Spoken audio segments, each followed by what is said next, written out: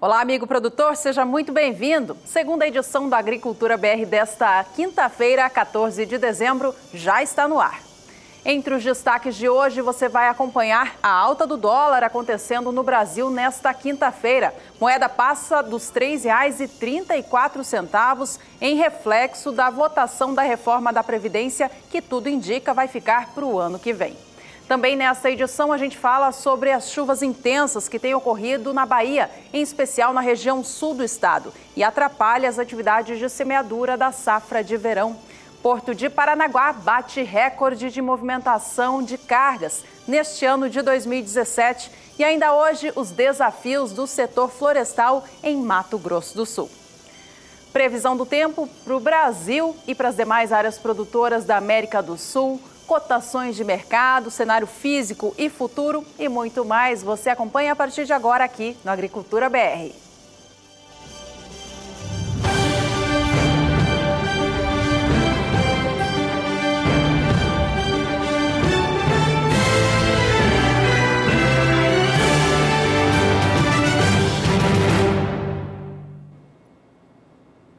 A Índia tem ampliado a sua participação no mercado internacional do complexo soja. Dados estatísticos mostram que a Índia vai ter de importar mais da metade do óleo de soja que pretende consumir no ciclo 2017-18. Uma pesquisa do Departamento de Agricultura dos Estados Unidos mostra que dos 5.800.000 toneladas de óleo de soja que o país deve comprar no ciclo novo, ou melhor, deve consumir, apenas 1.400.000 toneladas serão produzidas internamente no país. 4.400.000 terão de ser importadas. A compra mais abundante de óleo de soja pela China de outros países exportadores causou dificuldades dentro do país para o setor indiano da oleaginosa, uma vez que não conseguiu competir com os preços mais baratos do produto vindos do exterior, em especial o vindo da Argentina.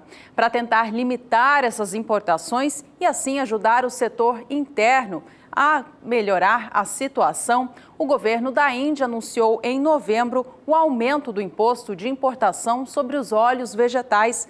Para o óleo de soja, houve elevação, saindo de 17,5% para 30%. A Índia tem sido comentada aqui no Brasil como um país potencial para o mercado de soja. Em um evento realizado neste mês de dezembro, a Índia foi citada mais uma vez, deixando um recado para os brasileiros para abrir os olhos para esse potencial importador.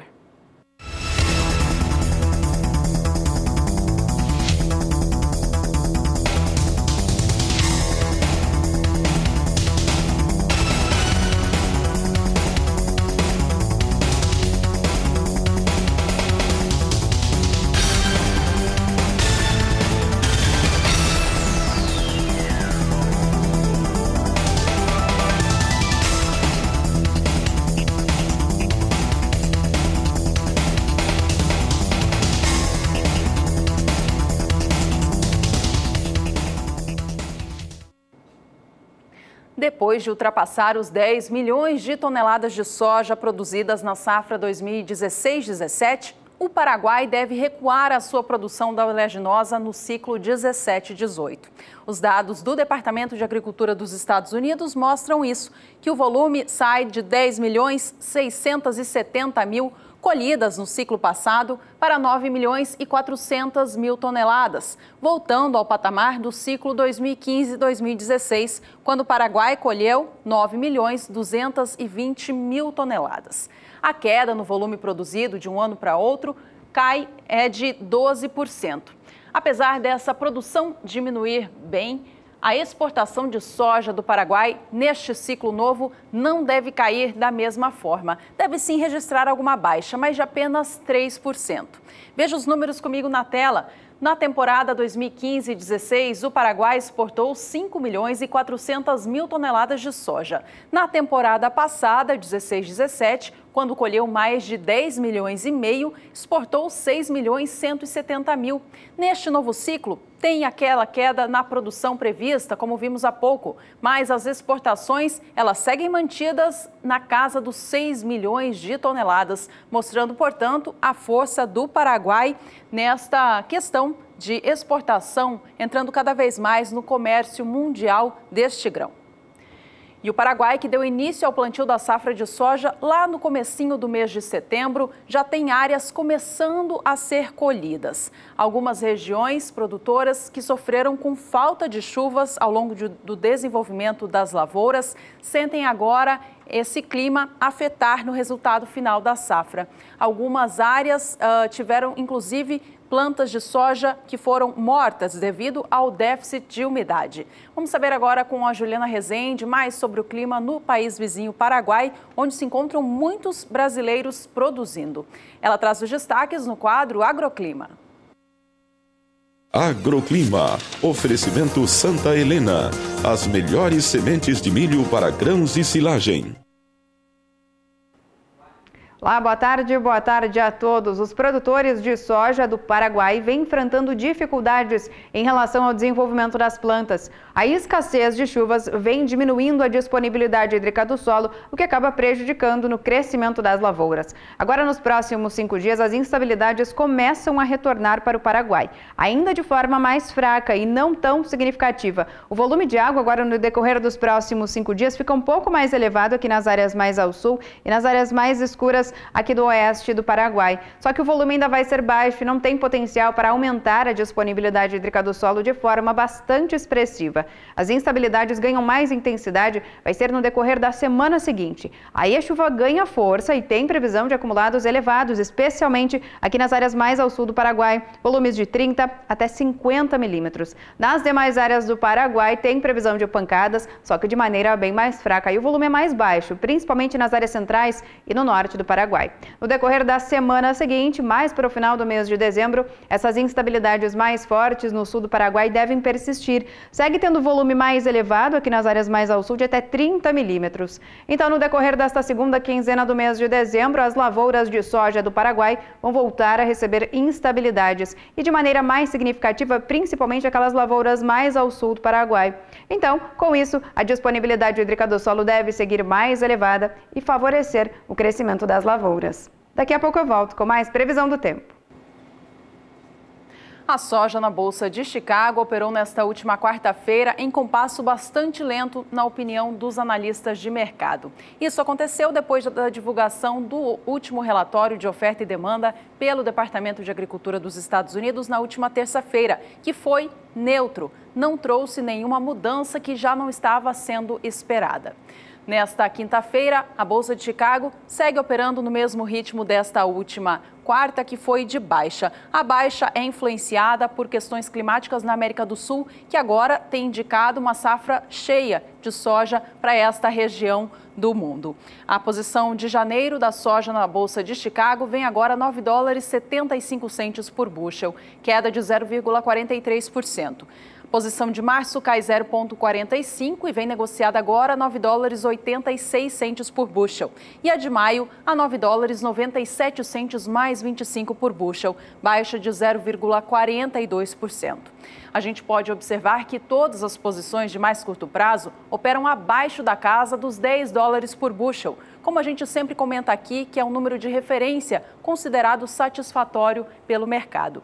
Para trazer este número de bushel do valor do bushel da soja para a nossa realidade aqui no Brasil, o dólar por bushel em reais por saco, a Agricultura BR trouxe esses números bem explicados hoje para a gente compreender os $10 por bushel. Considerando que o bushel é uma unidade de medida utilizada pelos Estados Unidos, que para a soja equivale a 27 quilos e 215 gramas, e considerando que $10 por bushel é o equivalente a $22,05 por saca de 60 quilos, a gente faz uma continha aqui para enxergar o quanto que $10 por bushel seria equivalente em reais por saca.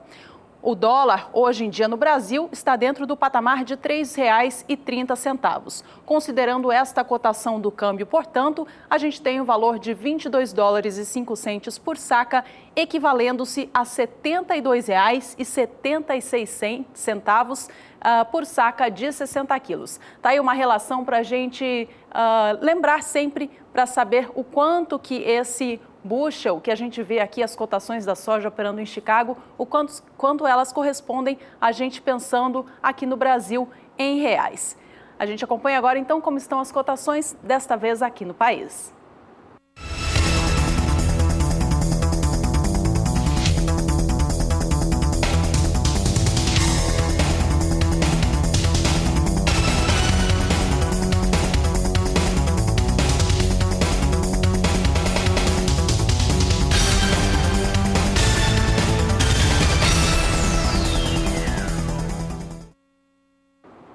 O Porto de Paranaguá, um dos maiores de movimentação do Brasil, atingiu nesta semana o recorde de movimentação de cargas anual. De acordo com a administração do Porto, foram movimentadas até agora, no ano de 2017, o volume total de 50 milhões de toneladas. Esse volume aí, portanto, bateu o recorde agora, foi nesta semana. E ele fica 11% acima do que o Porto movimentou ao longo do ano de 2016. Essa média de 11% está acima do que os demais portos cresceram no Brasil em 2017, que foi de cerca de 5%. O recorde anterior do Porto de Paranaguá havia sido no ano de 2013, quando tinha colocado ao exterior 46 milhões e 100 mil toneladas.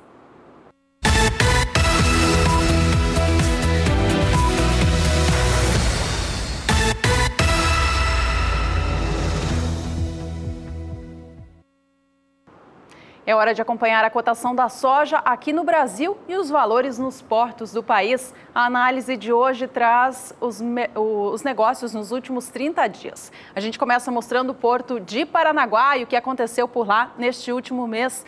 Há uma alta de 2% observada. No dia 13 de novembro, cotação da saca no Porto Paranaense era de R$ 74.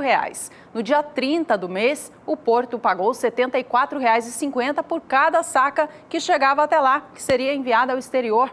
Já em dezembro, os valores subiram ainda mais. No dia 6 já era R$ 1 mais caro, R$ 75,50.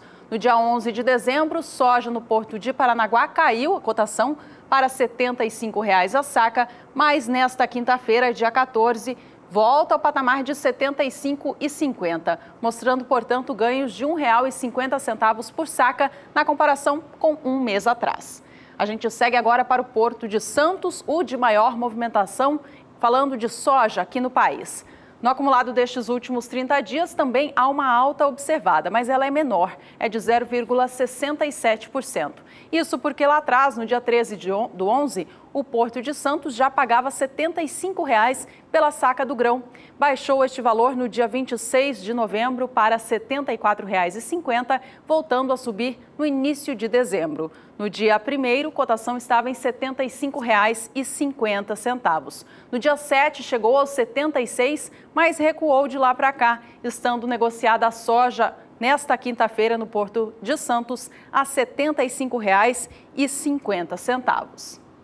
Vamos agora falar do dólar comercial aqui no Brasil, que tem registrado altas expressivas nos últimos dias. A moeda segue subindo nesta quinta-feira e o motivo principal é a reforma da Previdência, que não tem data para ser votada. A cada dia surgem novas informações na mídia nacional que dão um alerta de que ela pode ficar para o ano de 2018. O líder do governo no Senado, Romero Jucá, afirmou na tarde desta última quarta-feira que a votação ficaria para fevereiro de 2018.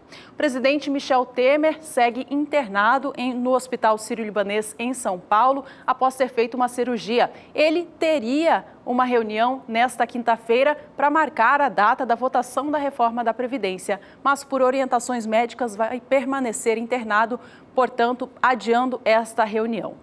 Operadores de mercado estão até especulando de que a votação da reforma da Previdência aconteça lá para o ano de 2019, visto que 2018 é um ano cheio, ano de eleições aqui no país. O dólar comercial chegou ao seu pico desta quinta-feira aos R$ 3,34, passava disso. Neste momento vem um pouco abaixo, a R$ 3,33 mais 8, com alta de 0,63%. E o Agricultura BR vai agora para um rápido intervalo. A gente já volta com informações sobre as chuvas na Bahia, que têm sido muito intensas nesta semana. Aproveite esse tempinho para mandar uma mensagem para a gente, foto, vídeo da sua produção ou de alguma situação crítica em que sua região esteja passando, como o estado baiano, por exemplo. Mande para o aplicativo WhatsApp para o número 67 99656 2266. Nós voltamos já.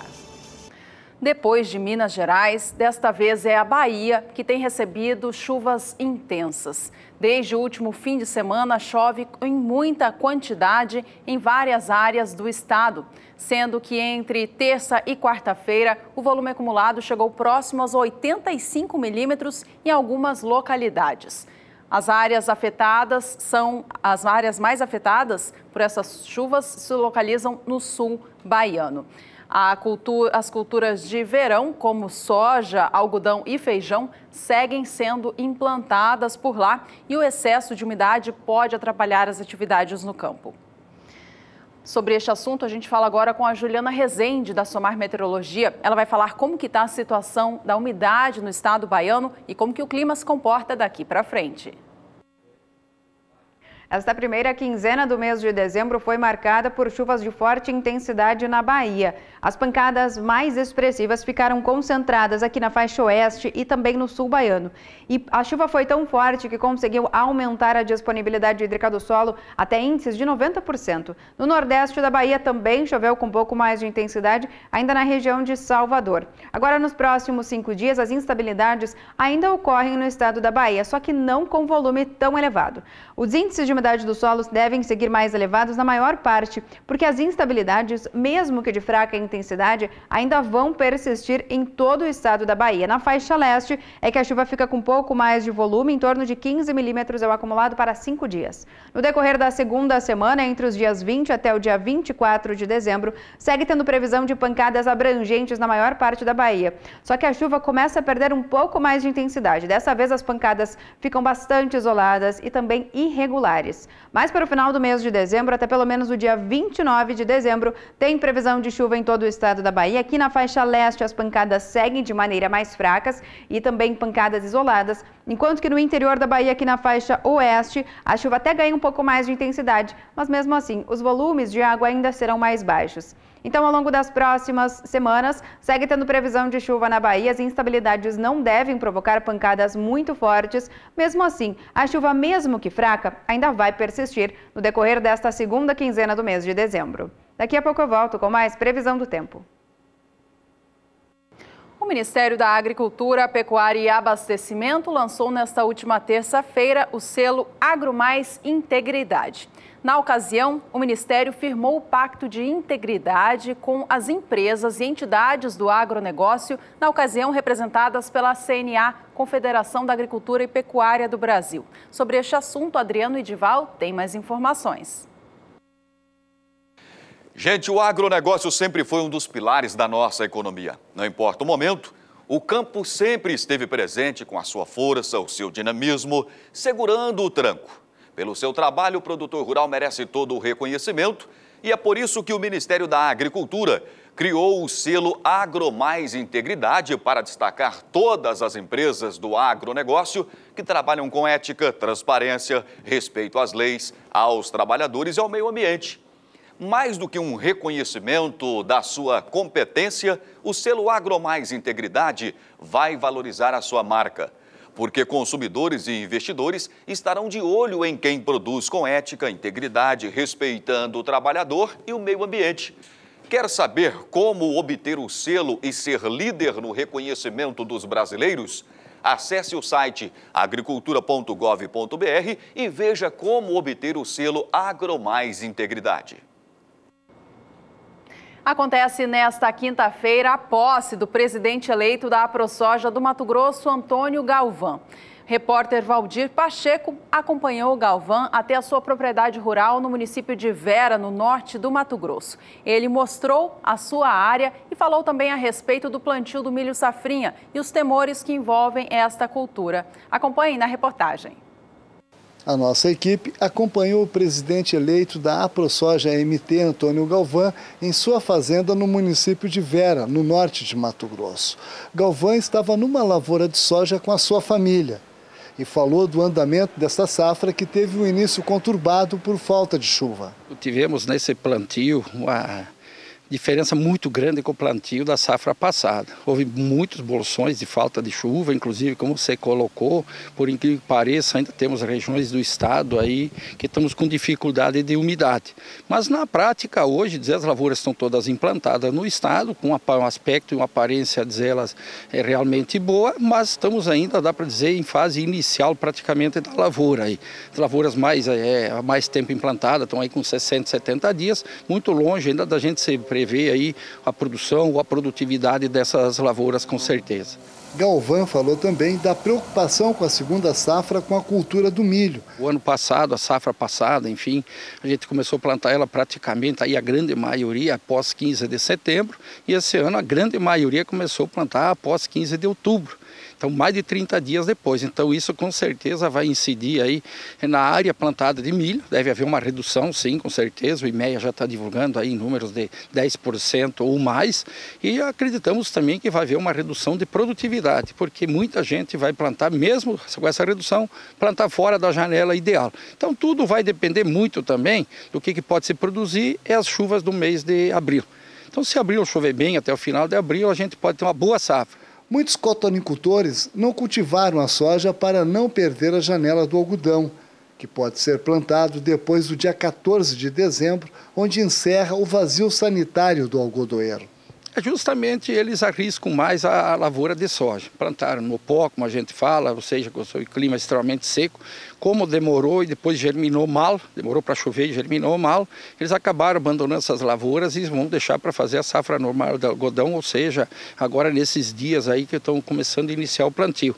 E outras áreas nem sequer plantaram a soja, também esperando para fazer o algodão. Então ali por si próprio também já vai ter milhares de hectares de área de redução de soja também nesse ano, onde vem acarretar com certeza uma safra menor que a última safra, ou seja, a safra passada.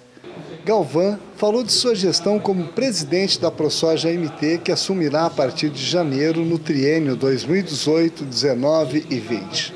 Temos aí 4 tarefas que nós elencamos aí como primordiais dentro dessa nossa gestão, que é a própria classificação de grãos que atinge o Brasil todo, como essa demanda pelos royalties aí cobrando muito caro, inclusive já foi entrado com essa ação contra a Monsanto. Aí nós temos as particularidades que são do Estado, no caso, o nosso recurso do FETAB, o qual ele vem sendo desviado de função, onde o governo não investiu em nossas rodovias estaduais, que são grandes problemas. E temos aí também, que envolve o Brasil inteiro, a lei das cultivares, aí no caso, que está sendo discutido em Brasília. Valdir Pacheco para o SBA.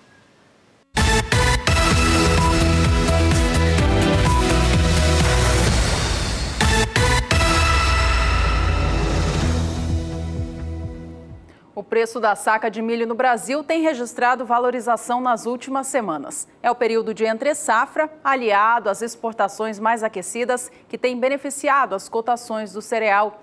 Na média nacional, a alta em 60 dias é de 5%. O preço médio do milho, aqui colocado, considera o valor nos 8 maiores estados produtores do Brasil, e aí a gente chega a essa média nacional. No dia 13 de outubro, cotação da saca do milho era de R$ 25,22 na média para o país. No início do mês de novembro, registrava alta, indo para os R$ 26,11, mas no fim do mês regredia, chegando aos R$ 26,05 por saca. Dezembro começa com novas altas apresentadas para o milho, na média Brasil. R$ 26,27 foi o valor anotado no dia 6 e R$ 26,44 nesta quinta-feira, dia 14 de dezembro. A gente acompanha agora como foi a movimentação do milho nos portos do Brasil, começando pelo Porto de Santos, que no acumulado destes 60 dias registra alta de 6,6%. No dia 13 de outubro, cotação média da saca do milho era de R$ 30. No dia 6 de novembro, o Porto Paulista pagava R$ 31 pela saca do grão. No dia 21 de novembro, reduzia este valor pago para R$ 30,50, retornando aos 31 no dia 5 de dezembro. Nesta quinta-feira, 14 do mês, cotação registra nova alta, indo para os R$ 32, acumulando ganhos, portanto, superiores a 6,5% nestes últimos 2 meses. Por fim, vamos ao Porto de Paranaguá, também grande movimentação para o milho no Brasil. Por lá, a alta anotada no acumulado destes últimos 2 meses é de 6,7%, bem parecido com o Porto Paulista. No dia 13 de outubro, Porto de Santos pagava R$ 30 pela saca do milho. O valor subiu para R$ 31 no dia 6 de novembro e recuou para R$ 30,50 no dia 21 do mês. Dezembro começa com alta verificada para o milho no Porto de Santos. O valor ficou em R$ 31 no dia 5 e nesta quinta, 14 de dezembro, preço é de R$ 32, melhor dizendo, para a saca do grão.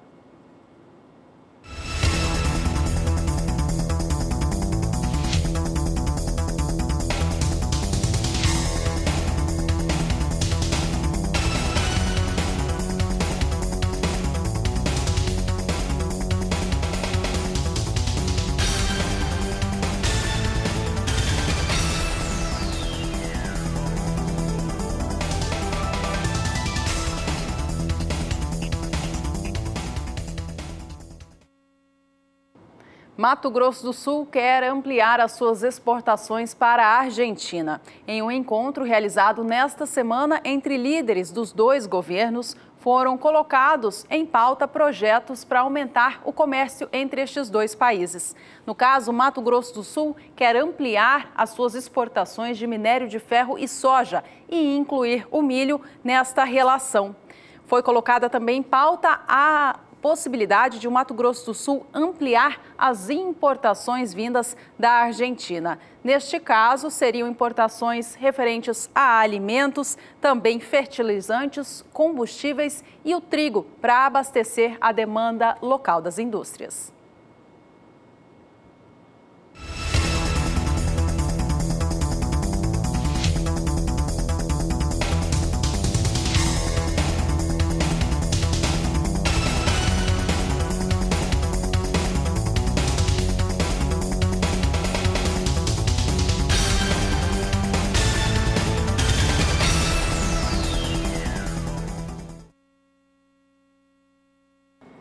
A gente segue falando de milho por aqui, mas agora mercado futuro. De olho no cenário nacional do milho na Bolsa de São Paulo. A B3, a gente comenta agora e vê como os negócios operam. Nesta quinta-feira, negócios vêm operando com alta. A posição de mais curto prazo, a de janeiro, sobe mais de 1%. Ela tem 2.400 negócios sendo realizados agora, com cada saca valendo R$ 33,15. A posição de março tem apenas 80 contratos, negocia cada saca agora R$ 33,98. Este valor vem com alta de 0,32% em relação aos últimos negócios. Posição de maio para o milho na Bolsa Paulista opera agora R$ 33,65, alta de 0,96%. E já tem negócios para a posição de setembro do ano que vem. São 200 contratos sendo negociados agora, com a saca valendo R$ 32,49. A posição sobe pouco menos de 0,5% neste momento. E a gente acompanha agora o mercado futuro do milho, mais no cenário internacional. É a Bolsa de Chicago em destaque agora aqui no Agricultura BR. Nesta quinta-feira, mercado do milho lá em Chicago opera em campo negativo para a maioria das posições. Leves quedas sendo observadas agora. O vencimento para dezembro vem a $3,36 mais 75 por bushel. últimos negócios para essa posição. Já o milho negociado para entrega em março de 2018 tem leve baixa de 0,14% e negocia o bushel do cereal a $3,48 mais 50. A posição de maio vem a $3,56 mais 75, com queda de 0,13. E a queda é a mesma para a posição de julho, que opera agora a $3,65 por bushel. Da mesma maneira como nós trouxemos aqui hoje o quanto vale o bushel da soja, nós trazemos o bushel do milho, que tem um peso diferente. Vamos a eles então. Um bushel de milho equivale a 25,4 kg. Considerando o preço do bushel na Bolsa de Chicago aos $4, o que é um patamar de referência satisfatória para o mercado, isso equivale a $9,45 por uma saca de 60 quilos do cereal. Trazendo essa realidade mais próxima da gente ainda aqui no Brasil, para enxergar o valor do milho na Bolsa de Chicago em reais e por saca, a gente trouxe essa outra conta, considerando o dólar negociado hoje no país próximo aos R$ 3,30, o valor de $9,45 por saca equivale nesta conta a R$ 31,18 por saca aqui no país.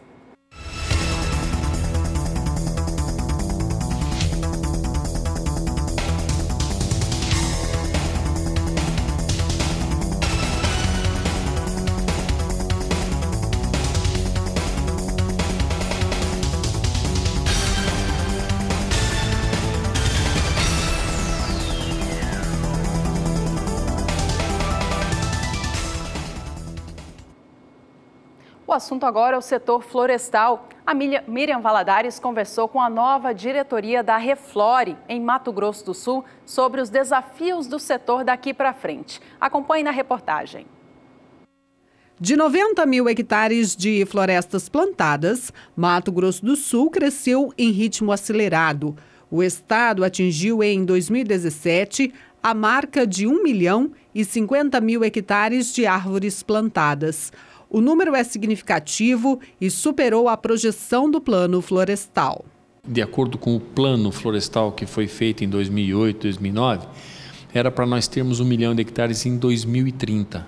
Então nós avançamos. Mas uma coisa que foi realmente o ponto da virada foi a legislação ambiental, a desoneração da licença ambiental. Isso foi muito importante para que o Estado pudesse ter esse desenvolvimento que teve. Mato Grosso do Sul hoje tem chance, tem 10 milhões de hectares degradados. Nós conseguimos recuperar 1 milhão de hectares com as florestas e temos condições de fazer muito mais pelo meio ambiente. A partir de agora, assume uma nova gestão. Quais os desafios? Bom, os desafios são muitos e alguns deles grandes também proporcionalmente. Os grandes desafios que nós temos são principalmente da logística e do transporte, da infraestrutura, né? Que é a ferrovia, que é as estradas, tanto federal, a 262, que deve ser duplicada, tem as estradas vicinais, que é para tirar a madeira da propriedade e levar até a fábrica. Esses são os grandes desafios que nós temos. Para dar sequência ao crescimento vertical, a nova gestão precisa ainda atrair outros investidores e diversificar os elos da cadeia.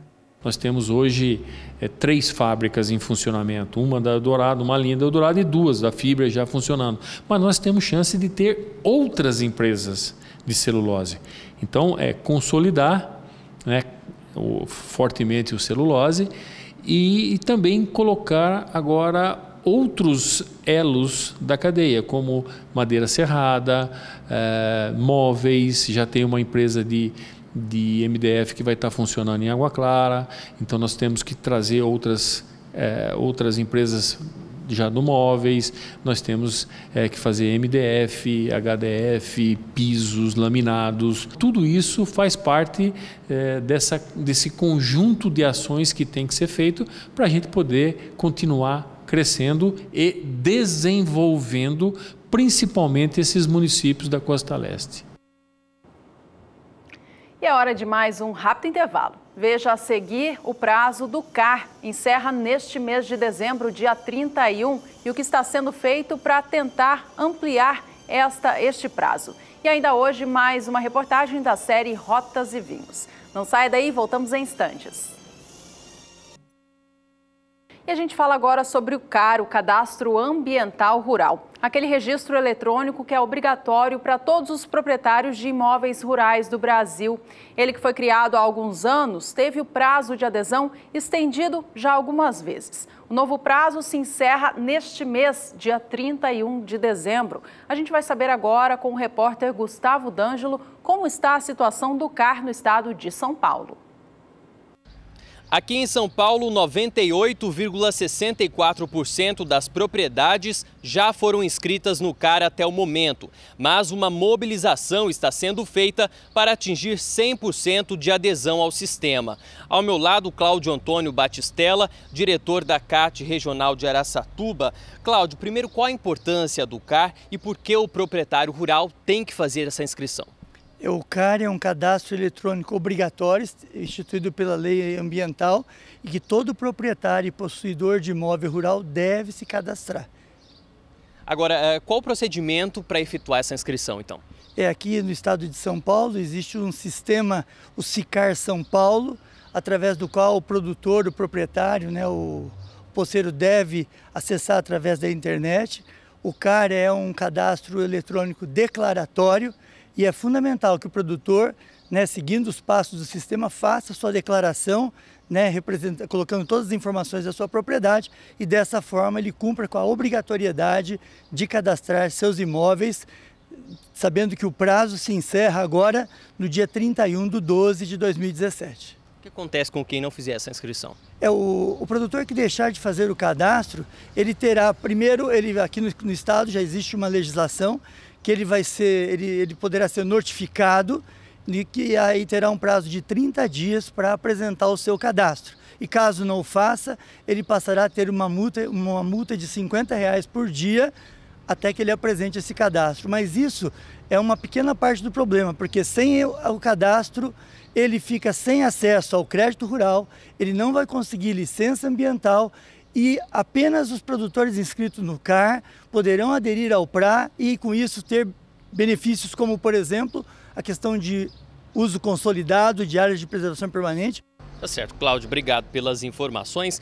Vale lembrar, então, que os técnicos da CAT, espalhados aí pelas regionais, também pelas casas da agricultura, estão à disposição dos proprietários rurais para solucionar dúvidas e também auxiliar no preenchimento do cadastro. Só reforçando, então, o prazo para a inscrição no CAR termina no dia 31 de dezembro. Gustavo D'Angelo para o SBA.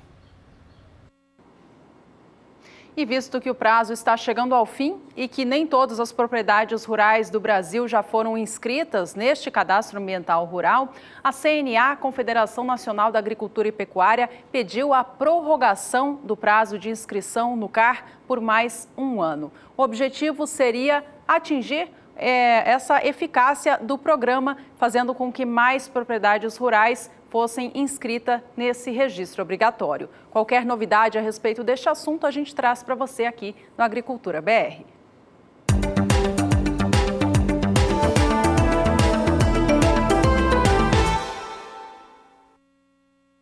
O assunto agora é café. A gente fala sobre a espécie Conilon e os destaques primeiro aqui para o Brasil. Tem chovido nas áreas produtoras do país, como Espírito Santo, Rondônia e Bahia. E esta situação de chuvas até intensas demais tem propiciado boa umidade do solo e até elevação dos níveis dos reservatórios de água. Isso indica ao mercado que deve haver uma boa produção no ano de 2018. O enchimento de grãos com a água, ele fica favorecido. Esta situação de boa umidade do solo nestes 3 principais estados produtores tem feito cair a cotação do Conilon aqui no país. É isso que fala o CPEA, e ele mostra para a gente a apuração da saca de 60 quilos, tomando como base o estado capixaba, o maior em produção. Nesta última quarta-feira, 13 de dezembro, o valor da saca de 60 quilos do Conilon tipo 6 peneira A13 e acima fechou a R$ 358. Veja as datas anteriores como os valores eram maiores e eles vêm caindo dia a dia. No acumulado deste mês de dezembro, já temos uma baixa de 3,81% no valor da saca de 60 quilos do grão. E a gente segue falando de Conilon, mas agora no cenário internacional. Lá fora ele é conhecido como Robusta, que acontece no principal mercado comercializador desta variedade, que é a Bolsa de Londres, são valores também bastante pressionados. É o Vietnã que derruba as cotações, uma vez que o clima por lá tem beneficiado as lavouras do grão e indicam também uma boa produção para o ano que vem. A gente acompanha o mercado ao vivo agora em Londres. Negócios nesta quinta-feira trazem alguma recuperação. A posição de janeiro tem uma alta até que significativa de cerca de 1,5%. Ainda assim, os valores seguem bastante baixos, considerando que $2.000 por tonelada é um valor satisfatório. Na casa dos 1.700, a gente vê o quanto eles estão pressionados. O café Robusta, negociado em Londres para entrega em janeiro, vem agora a $1.737 por tonelada. A posição de março vem a $1.729, com alta de 0,93%. E a posição de maio a $1.739 a tonelada, também subindo próximo a 1%.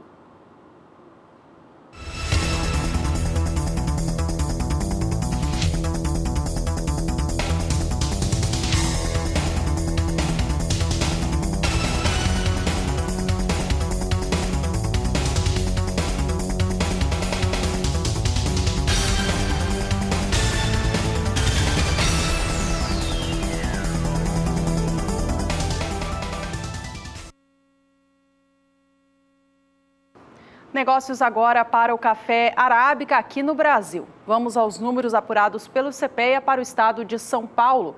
Nesta última quinta-feira foi registrada uma elevação depois de uma queda mais forte observada no dia 12, na terça-feira desta semana. A saca de 60 quilos do grão negociado no estado paulista fechou a R$ 443,50. A gente vê que o acumulado deste mês de dezembro tem sido de oscilação para o café arábica aqui no Brasil, é um sobe e desce sem fim. O que acontece é que ele vem atrelado ao mercado de Nova York. Vamos então acompanhar como que Nova York opera com o café arábica nesta quinta-feira. Cotações vêm operando com alta, mas também em movimento bastante baixo, patamares muito baixos, considerando que $1,30 é aquele número mais favorável ao mercado, a $1,20 eles vêm sim bem baixos. A posição de março, $1,20 mais 50 por libra-peso, alta de 0,33%. Café arábica negociado em Nova York para maio, opera $1,22 mais 80 por libra-peso. Alta para essa posição é de 0,44%. E enquanto isso, o último negócio para julho, $1,25 mais 0,5 por libra-peso. E hora de mais um rápido intervalo. Fique com a gente no próximo bloco, mais uma reportagem da série Rotas e Vinhos. Por aqui, ao acordar, os olhos são voltados para a terra. E quando não são eles, todos os pensamentos são para ela.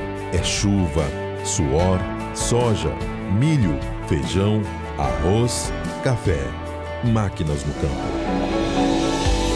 Às vezes é a leveza ou a força da chuva, em outras a dureza da falta dela. Há outros momentos ainda. Parece que a sociedade esquece quem a sustenta e alguns nos criticam. Particularmente, é quando trabalho mais. Tem também aquelas vezes que tudo dá certo no campo, mas o preço cai. Normalmente é neste o momento quando mais fico ligado no canal do boi. Há outras situações que parece tudo ter desabado, mas a minha alternativa é olhar para frente e acreditar.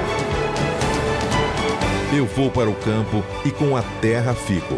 Com a terra renovo a esperança.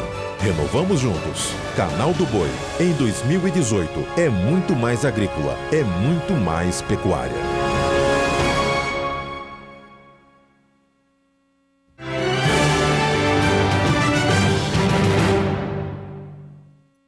A produção de uvas e vinhos do Brasil avançou muito nas últimas décadas. Resultado de pesquisas feitas em laboratório e colocadas a campo para testar nas lavouras. Nos últimos anos, produtores gaúchos fizeram vários experimentos que se revelaram grandes sucessos. Você vai acompanhar agora mais uma reportagem da série que fala sobre vinhos no país. É a série Rotas e Vinhos.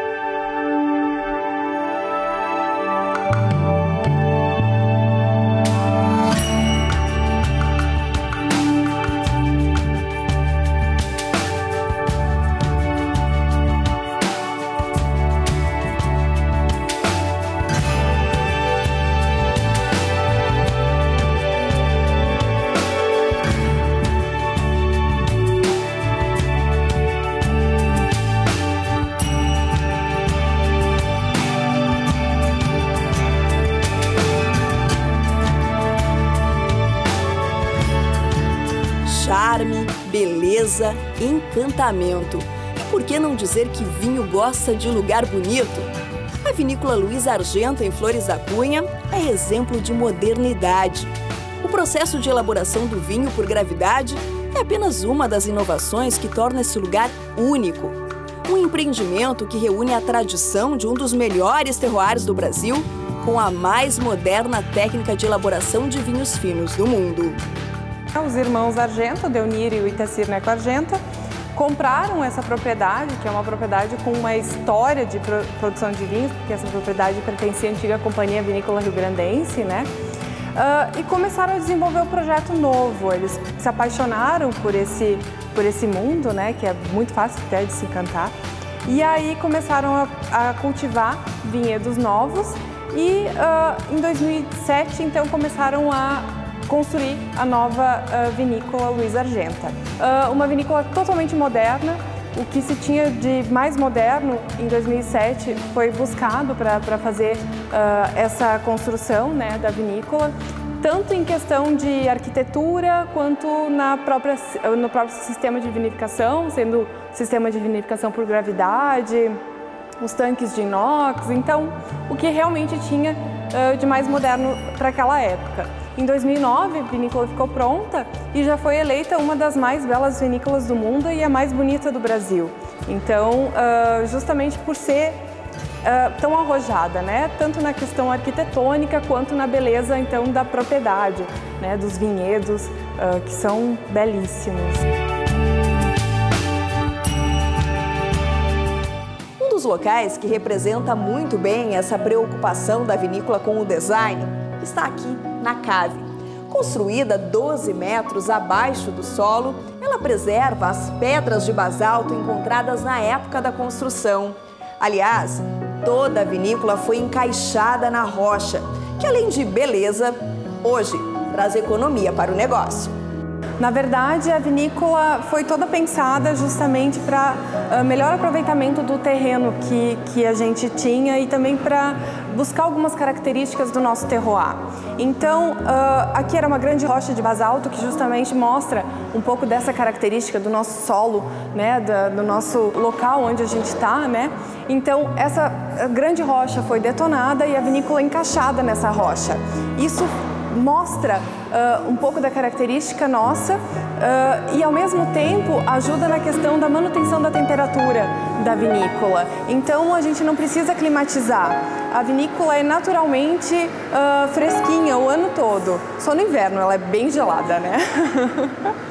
Daiane se dedica a esse projeto que carrega o nome, a personalidade e a paixão pelo vinho da família Argenta. Toda a estrutura da vinícola com um projeto moderno e inovador, a arquitetura diferenciada garantiu o título de uma das mais belas vinícolas do mundo, segundo a revista Adega. Outro diferencial da Luiza Argenta é o investimento no design de seus produtos. Os vinhos da linha jovem podem ser apreciados em garrafas italianas de design surpreendente, tornando seus produtos ainda mais sofisticados e exclusivos. Essas garrafas seguem o conceito de sustentabilidade, pois podem ser facilmente reutilizadas como objeto de decoração ou o que mais a imaginação permitir. As garrafas design, elas combinam muito com o conceito de modernidade contemporâneo da vinícola. São garrafas italianas, que são até premiadas na Europa, né, pelo seu design tão arrojado, e a gente trouxe com exclusividade aqui para o Brasil. E deu super certo, porque elas também seguem o conceito de sustentabilidade. Dificilmente tu vai jogar fora uma garrafa tão bonita dessas. Ela vai virar alguma coisa. Ela vai virar, sei lá, um objeto de decoração, uma garrafa para colocar azeite de oliva, um vaso de flor, alguma coisa. O que a imaginação permitir, na verdade. E isso que é bacana, sabe? É não jogar fora. Por mais que tu esteja comprando um vinho, ao mesmo tempo tu está comprando um objeto de design, um objeto que pode ser reutilizável para aquilo que tu gostaria que fosse, né?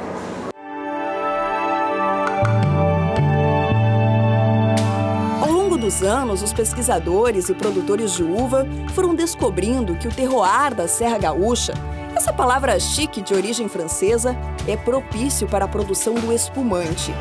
E ele vem embalado por um mercado que cresce.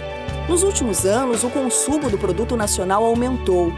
Hoje, 82% dos borbulhantes que consumimos é daqui mesmo, e muito bom.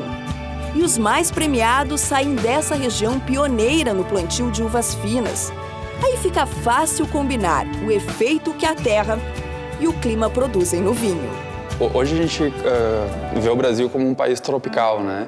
E a tendência para o consumo de bebidas mais frescas, mais fáceis, tu acaba percebendo isso de forma clara, essa busca do consumidor. Além de que as uvas destinadas para esse tipo de produto, elas são colhidas mais precoce. Então acaba que, por uma característica climática da nossa região, elas sejam mais fáceis de serem produzidas e, logicamente, no produto final, né, a matéria-prima faz toda a diferença. O espumante brasileiro já ganhou um grande destaque em âmbito mundial. É um produto com um custo-benefício excelente, uma qualidade indiscutível, né? Então, o mercado todo mundial já está olhando para o espumante brasileiro com outros olhos. As uvas para a fabricação de espumantes têm enchido de orgulhos gaúchos. E a cada brinde está o desejo que ele brilhe cada vez mais.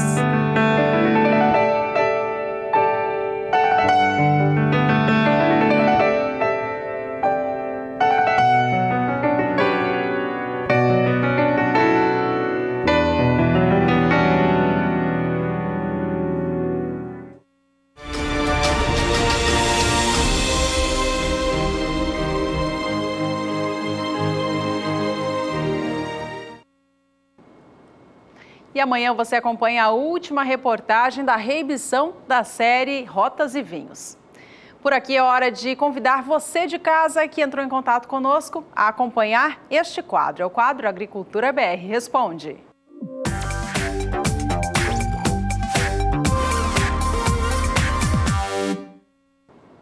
A participação de hoje vem do estado do Piauí. É o Rogério que mandou mensagem para a gente. Ele é do município de Caracol. Sou agricultor de feijão e quero saber a previsão para o sul do Piauí, cidade de Caracol, para os próximos 3 meses. Rogério e pessoal da região, atenção para os destaques. A Juliana Rezende traz todas as informações. Respondendo à dúvida dos telespectadores da região de Caracol, no sul do Piauí, que produzem feijão e querem saber como é que ficam as chuvas agora no decorrer desta segunda quinzena do mês de dezembro e ainda também no comecinho do ano de 2018. A disponibilidade hídrica do solo do sul do Piauí já vem aumentando, principalmente devido às últimas chuvas, que acabaram ganhando um pouco mais de intensidade e conseguiram aumentar a disponibilidade hídrica do solo aqui de todas as áreas mais ao sul do Piauí. Nos próximos 5 dias ainda tem previsão de chuva, só que dessa vez as instabilidades já começam a perder intensidade, os acumulados vão ser baixos. Agora, pelo menos até o dia 19, tem previsão de acumulados de chuva de até 15 milímetros. E essa condição vai persistir também durante a próxima semana, entre o dia 20 até o dia 24. Pouco tempo vai mudar no sul do Piauí, então segue chovendo, mas o volume ainda não deve ser muito elevado, ainda segue em torno de 15 milímetros. E essa condição vai persistir até pelo menos o final do mês de dezembro. Então, durante toda essa segunda quinzena do mês de dezembro, segue tendo previsão de pancadas de chuva de fraca intensidade na região de Caracol, no sul do Piauí. Agora, entre os meses de janeiro e também fevereiro, as instabilidades ainda devem ocorrer. Não vai ter uma chuva tão volumosa e persistente a ponto de até superar a média climática para o mês. Então, a tendência para janeiro e fevereiro ainda é de pancadas mais irregulares e que ainda podem nem alcançar a média climática esperada tanto para janeiro como também para o mês de fevereiro. Daqui a pouco eu volto com mais previsão do tempo. Até mais, Ju, e obrigada a você, Rogério, pela participação. Uma boa safra para vocês por aí. Este foi o quadro Agricultura BR Responde.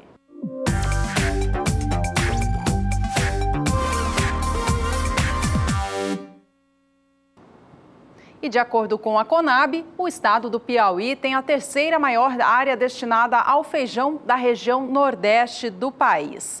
A produção é totalmente voltada ao feijão calpi e fica concentrada na primeira safra. De acordo com a Conab, a área destinada ao feijão neste ciclo 17-18 no estado do Piauí é de 233.200 hectares. A produção fica estimada em 53.800 toneladas.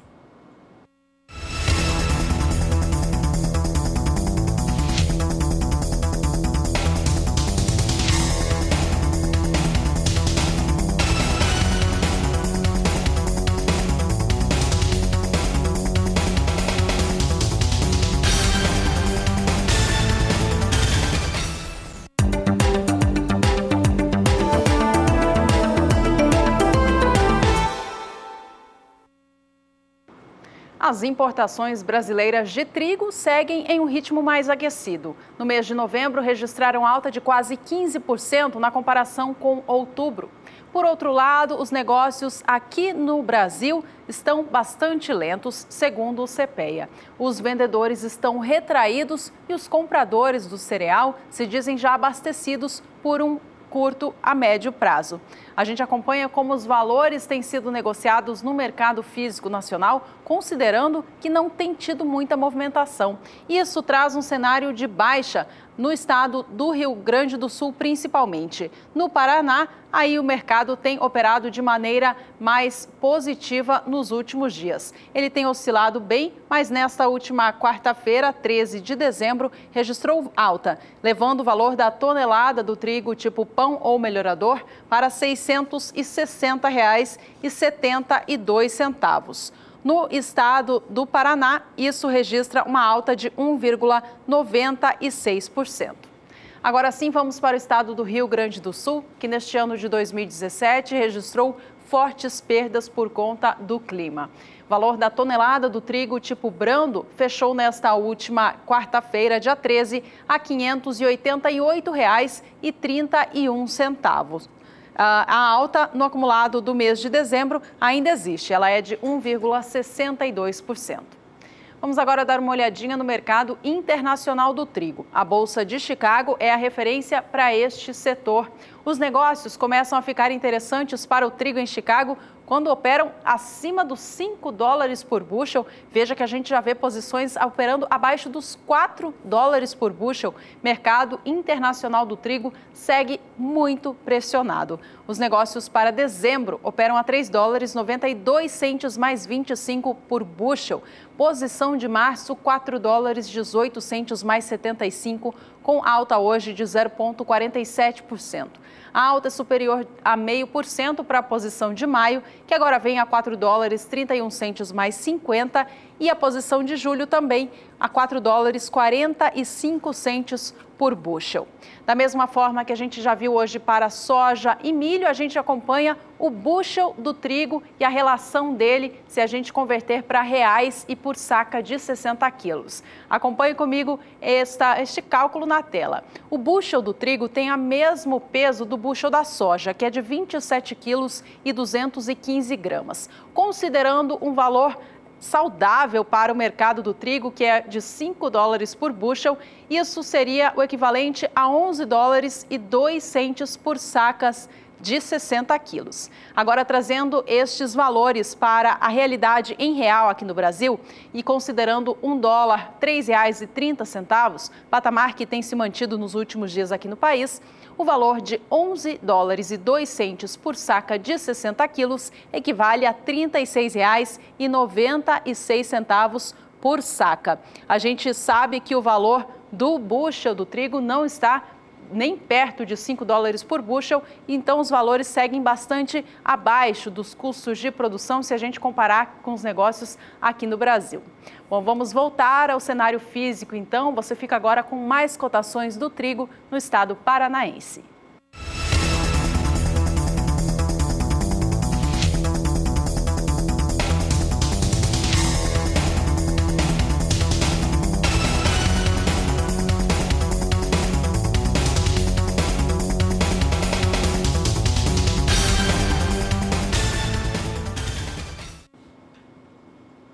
No próximo bloco, você vai acompanhar quais foram as principais pesquisas desenvolvidas pela Embrapa Gado de Corte ao longo do ano de 2017. Nós vamos para o intervalo e voltamos já.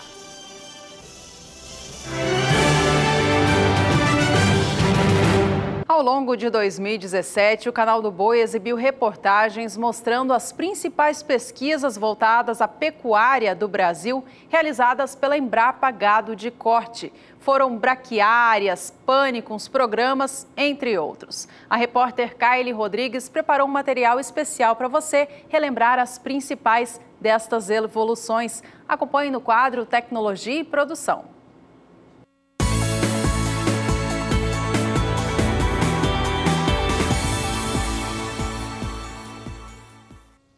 A parceria do SBA com a Embrapa Gado de Corte já tem um tempo. A cada reportagem feita aqui na sede da unidade em Campo Grande, no Mato Grosso do Sul, priorizamos tecnologias que podem ser aplicadas aí na sua propriedade rural. Hoje nós vamos mostrar um pouco do que foi destaque no ano de 2017.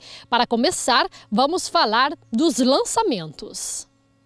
A BRS Quênia é um híbrido de pânico máximo. Foi obtido por meio de cruzamento entre dois materiais pré-selecionados de uma coleção recebida da África. A partir daí foi possível obter vários híbridos. Todos foram plantados e avaliados no campo com repetições por 3 anos. O capim se destacou, sendo levado para ensaio regional, composto de 6 experimentos em várias regiões do Brasil. Ele mostrou uma superioridade grande em relação às testemunhas.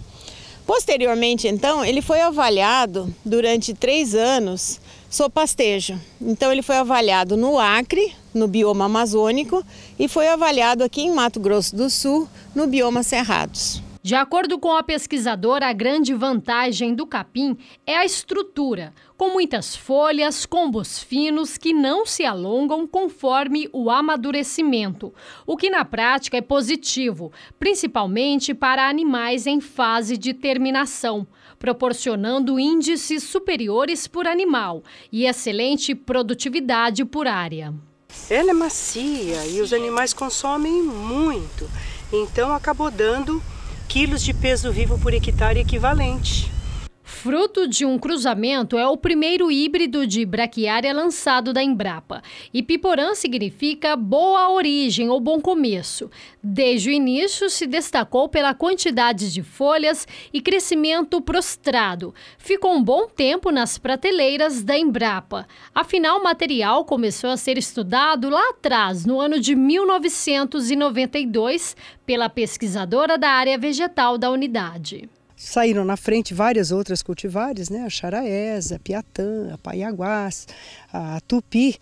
E a nossa equipe, o trabalho de desenvolvimento de uma cultivar envolve uma equipe muito grande e essa equipe também estava soberbada entre trabalhar com braquiária e pânico. Então a justificativa da demora foi essa, mas também a comprovação dos valores desse material demorou algum tempo por conta disso. As análises mostraram que a Ipiporã é resistente à cigarrinha da cana, do gênero Mahanarva. O ganho animal individual maior do que as existentes no mercado faz com que os especialistas indiquem para categorias de animais mais exigentes, como é o caso dos animais em terminação e lactação. Nós iniciamos os trabalhos com a Ipiporã já em 2006.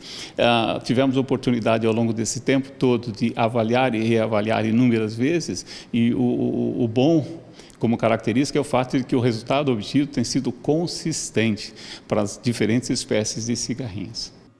Nestas estufas, conhecidas como casa de vegetação, são criadas propositalmente para fins de estudos cigarrinhas. Em diversas espécies de plantas, são verificadas em quais a sobrevivência do inseto é baixa e qual período de desenvolvimento é prolongado. A gente infesta essas plantas com 5 ovinhos de cigarrinhas, as ninfas eclodem, se estabelecem nas plantas, permanecem se desenvolvendo nessa fase jovem, né, até que chega um determinado ponto em que emerge a cigarrinha adulta. Nós transferimos para uma outra casa de vegetação, onde cada um desses vasos nós colocamos uma gaiolinha para aprisionar os adultos que vão emergir e diariamente nós retiramos esses adultos de tal maneira que ao final, quando o último adulto sair, nós temos informações com relação à sobrevivência nas diferentes plantas testadas e a duração do período ninfal. O que os pesquisadores querem com todo o processo é mostrar, assim como foi com a Ipiporã, que o período ninfal é prolongado, detectando que a planta não é adequada para hospedar as pragas. Em 2017, a Embrapa Gado de Corte completou 40 anos. Nós do SBA contamos um pouco da trajetória da unidade até os dias atuais. Esta fazenda aqui, onde nós estamos hoje, onde é a sede do Centro Nacional, que era do Exército. Naquela época o Exército estava estudando a desativação das cudelarias, criação de cavalos, etc. E os colegas e os técnicos daquela época, já antenados nessa visão de futuro, mostraram para o presidente Geisel que aqui tinha condição de sediar o Centro Nacional de Pesquisa de Gado de Corte. Então, quando Geisel percebeu que tinha essa condição toda, essa infraestrutura, ele não teve dúvida nenhuma. Mandou que se instalasse o centro aqui em Campo Grande. Com o local escolhido, começaram a remodelar as instalações do Exército para sediar uma unidade de pesquisa. Fazendo parte da história da Embrapa, o pesquisador recorda que na época já se tinha uma tradição de registro genealógico. Desde o início do século XX, Redbook Colares lá no sul, né, o Redbook Zebu em Uberaba, né? Então já tínhamos tradição em fazer registro genealógico. Mas era pouco para fazer seleção, né? Só na década de 50 é que começamos a fazer provas de campo, provas de confinamento, para testar animais, né? E na década, finalzinho dos anos 60, o Ministério da Agricultura instituiu as provas zootécnicas conhecidas hoje, controle ponderal, prova de ganho de peso, teste de progênie. E no ano exato da fundação do nosso centro, o Ministério da Agricultura reuniu todos esses programas, esses projetos, melhor dizendo, num programa mais amplo chamado PRONAMESO, Programa Nacional de Melhoramento Zootécnico. As informações não eram suficientes. Surgem, então, as parcerias. A primeira foi com o Escritório Técnico Regional da Associação Brasileira dos Criadores de Zebu, ABCZ, que propiciaram os programas de cruzamentos, retornando informações valiosas para os produtores. Ao longo dos anos, outros pesquisadores entraram para o time da unidade. Com as contribuições, surgiram a base para o lançamento do Programa Novilho Precoce, Carne de Qualidade, programa que abriu a mente do criador e do consumidor para a qualidade do produto. Boas práticas de criação e, por fim, a pecuária de precisão, que inclui tecnologias avançadas da porteira para dentro. Os sumários de touros e tantos outros programas reafirmam o compromisso da Embrapa com a sociedade rural. E por que avaliar apenas touros? Era o momento de avaliar as matrizes, decisão que marcou a parceria com o programa GenePlus em 1996. Hoje esse programa está aí atendendo cerca de 400 rebanhos no Brasil todo, até em alguns países vizinhos, né? Paraguai, Uruguai e Bolívia, né? E quase 4 milhões de dados, né? Trazendo suporte para a gente fazer tanto pesquisa do ponto de vista populacional, parâmetros genéticos, tendências futuras, etc., quanto resposta direta ao sistema produtivo. Como fazer seleção, como preparar os animais para serem levados ao mercado, como planejar acasalamentos, né? Então tudo isso foi sendo desenvolvido ao longo desse tempo todo, né? Em 2018, os trabalhos continuam. E claro, nós estaremos aqui para levar até você, produtor rural, as informações das pesquisas no quadro Tecnologia e Produção. Kaile Rodrigues para o SBA. E agricultores de norte a sul do país estão com as atenções voltadas para o campo, seja no plantio da nova safra ou já cuidando das lavouras. Para que o agricultor possa se planejar do que fazer nos próximos dias, acompanhe como o clima se comporta em cada região. Uma frente fria se forma na costa do Rio Grande do Sul e volta a trazer instabilidades para o sul do Brasil agora nos próximos 5 dias. Então já começa a ter previsão de chuva aqui na região sul. Não vai ser uma chuva muito forte, mas as instabilidades já começam a avançar. As pancadas mais expressivas seguem concentradas aqui na região norte, grande parte do centro e do sudeste. Um canal de umidade ainda segue atuando e acaba trazendo mais instabilidades aqui para o centro do país. No interior do nordeste, as instabilidades perdem intensidade, o tempo mais seco até volta a predominar. Tem previsão de pancadas, mas de maneira bem fraca e isolada. Durante a segunda semana é que a chuva ganha cada vez mais intensidade no centro-sul do Brasil. Então volta a chover com força. Aqui na faixa oeste do Rio Grande do Sul tem previsão de acumulados de até 70 milímetros. E a chuva ganha intensidade na maior parte da região sul, estado de São Paulo até o sul mineiro. Nas demais áreas do centro e norte do Brasil, as instabilidades perdem intensidade. Apenas as instabilidades tropicais da região norte é que seguem persistentes aqui entre o Amazonas, Acre e também Rondônia. Durante o terceiro período, mais para o final do mês de dezembro até o dia 29, o Centro-Sul ainda deve receber pancadas expressivas e com volumes elevados de até 50 milímetros. Então, ao longo das próximas semanas, as instabilidades voltam a ganhar força no Centro-Sul e essa segunda quinzena do mês de dezembro deve ser marcada por instabilidades de forte intensidade nas regiões do Centro-Sul do Brasil. Hoje eu encerro por aqui a minha participação. Até mais!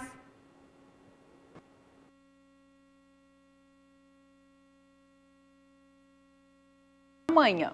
Por aqui é hora de indicadores da soja. No Brasil, a gente traz os valores dos últimos dias em 2 importantes estados da região lá da metade norte do país. Em primeiro lugar é a Bahia, região nordeste em destaque, 3% de alta acontecendo para o mercado baiano nos últimos 30 dias. No dia 13 de novembro, cotação média da saca do grão estadual era de R$ 63,75. O valor se manteve assim no dia 28 de novembro e começou dezembro registrando ganhos. O valor da saca da soja na Bahia chegou aos R$ 64,25 no dia 5 deste mês. No dia 7, chegava aos R$ 65,75, registrando ganhos fortes em apenas 2 dias.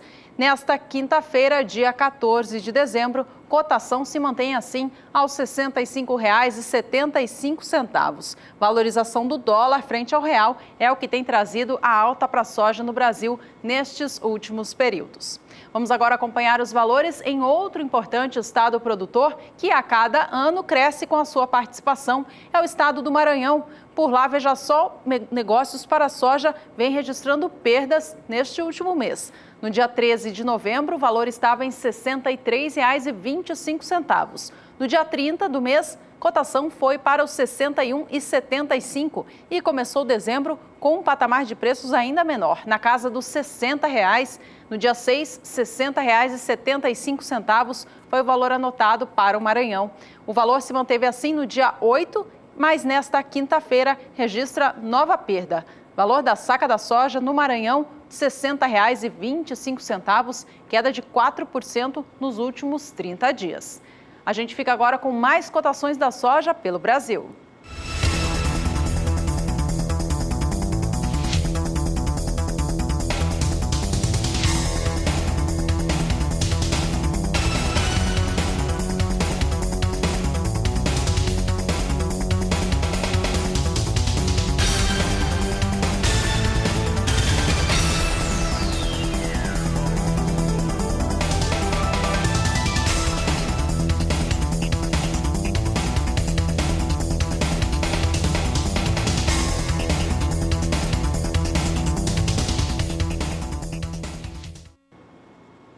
E a gente fala mais agora a respeito da Índia, que tem ampliado cada vez mais a sua participação no mercado internacional do complexo soja.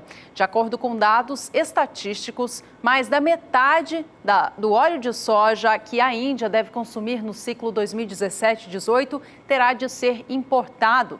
Os dados do Departamento de Agricultura dos Estados Unidos mostram que o consumo para o ciclo é estimado em 5.800.000 toneladas. Já a produção de óleo de soja na Índia chega até 1.400.000 toneladas apenas, restando 4.400.000 para serem importadas.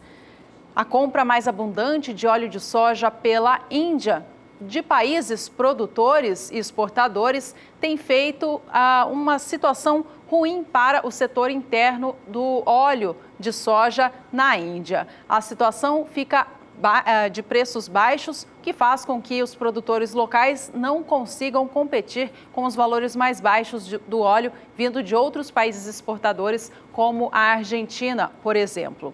Para tentar ajudar os produtores locais e limitar as importações de óleo de soja, o governo indiano anunciou em novembro aumento do imposto de importação de óleos vegetais pela Índia. No caso do óleo da soja, o imposto sobe de 17,5% para 30%.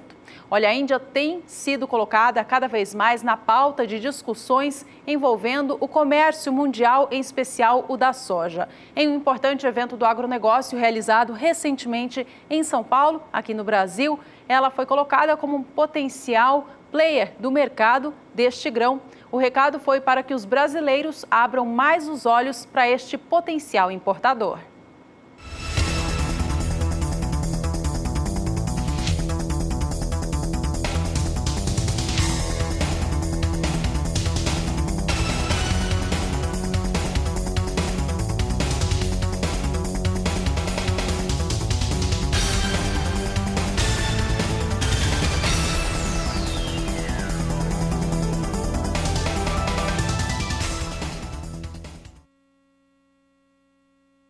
Esta edição está na reta final. A gente acompanha agora a soja negociada na Bolsa de Chicago, que tem operado com queda nestes últimos dias, em virtude do clima na América do Sul, que por enquanto tem indicado uma safra positiva para a soja, depois de um início de ciclo bastante conturbado. A gente vai ao vivo agora acompanhar então os negócios em Chicago. Soja segue em campo negativo, a posição de janeiro vem a $9,72 por bushel. A queda para essa posição agora é de 0,74%. Os negócios para entrega em março caem 0,75% e negociam o bushel do grão a $9,83 e a posição de maio $9,94 mais 25, com baixa de 0,72%. por fim, vamos acompanhar o dólar comercial aqui no Brasil, que vem em movimento de forte alta diante da expectativa da votação da reforma da Previdência acontecer só para 2018. Neste momento, o dólar comercial vem cotado no Brasil a R$ 3,33, com alta frente ontem de 0,7%. Com estas informações, encerramos aqui mais um Agricultura BR para você. Muito obrigada pela sua companhia, pela sua participação e a gente se vê logo mais na terceira edição, às 5h20 da tarde, pelo horário de Brasília. Até lá!